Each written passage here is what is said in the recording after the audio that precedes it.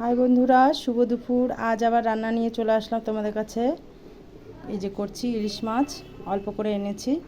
ইলিশ মাছের মাথা দিয়ে করব চাল কুমড়া ঘন্ট, আর দিয়ে আলু বেগুন দিয়ে করব পাতলা করে ঝোল। দেখতে থাকো তোমরা রেসিপিটা। মাছটা হালকা করে ভেজে উঠিয়ে নিচ্ছি। জিরা শুকনো লঙ্কা সম্বাদ দিচ্ছি, এই মাথাটার মধ্যে উঠাবো না, এর মধ্যেই চাল কুমড়াটা দিয়ে দিচ্ছি, লবণ দিয়ে দিচ্ছি, হলুদ দিয়ে দিচ্ছি,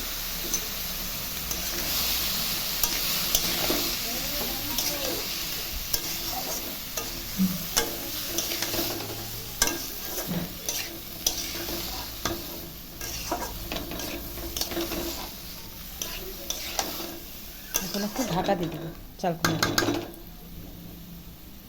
দেখি ঢাকনাটা খুলে চাল কুমড়াটা কতটা সেদ্ধ হলো।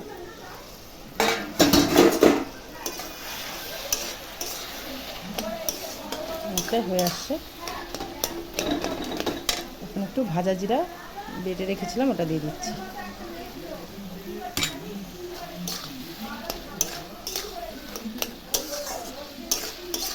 আর একটু জলটা টানলে পরে নামাই দেবো। চিনি দিয়ে দিব।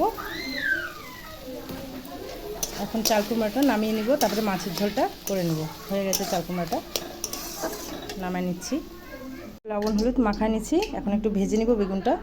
তেল দিয়ে দিচ্ছি। বেগুনগুলো আগে দেবো না, বেগুনগুলো ভাজিয়ে উঠে রাখবো।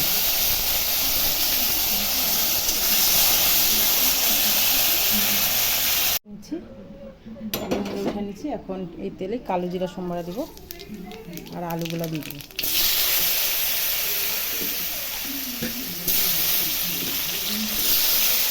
লাল লাল করে ভেজে নিয়েছি, যে শুধু লঙ্কা বাটা দিব।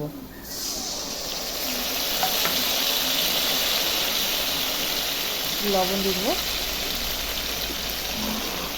হলুদ দিয়ে দেবো, অল্প একটু কষায় তারপরেই ঝোল দিয়ে দেবো। একটু ভাজা ভাজা হয়ে গেছে, এখন একটু জল দিয়ে দেবো ঝোল। হাই বন্ধুরা, তাহলে আমার রান্না কমপ্লিট হয়ে গেল। এই যে ইলিশ মাছের ঝোল আলু বেগুন দিয়ে, এদিকে চাল কুমড়ার ঘন্ট ইলিশ মাছের মাথা দিয়ে, আর এদিকে ভাত আছে। তো দুপুরকার খাবার খেয়ে নিচ্ছি, তোমরাও খেয়ে নাও। টাটা।